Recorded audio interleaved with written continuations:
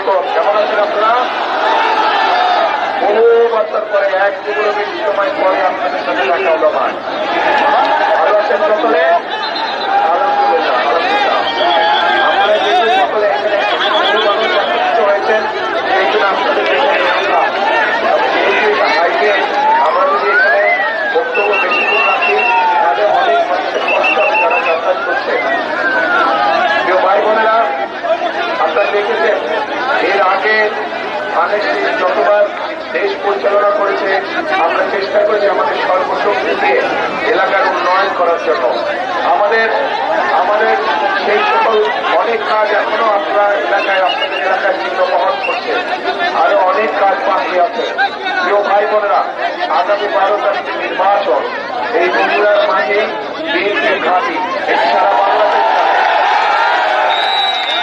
এবার আপনাদেরকে বগুড়ার জনগণের কাছে আমাদের দাবি, বগুড়ার জনগণ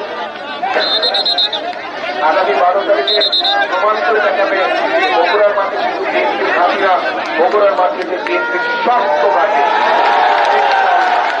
সবচেয়ে শক্ত ঘাঁটি হচ্ছে বগুড়ার মাঠে। ও ভাই বোনরা, আমি আপনাদেরই সন্তান।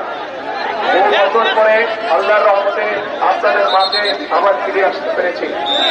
আপনাদের সকলের কাছে দোয়া চাই যাতে ভবিষ্যতে ইনশাল্লাহ আল্লাহ আমাদেরকে সুযোগ দিলে আমরা যাতে, আমি ব্যক্তিগতভাবে যাতে দেশ এবং দেশের মানুষের কাজে নিজেকে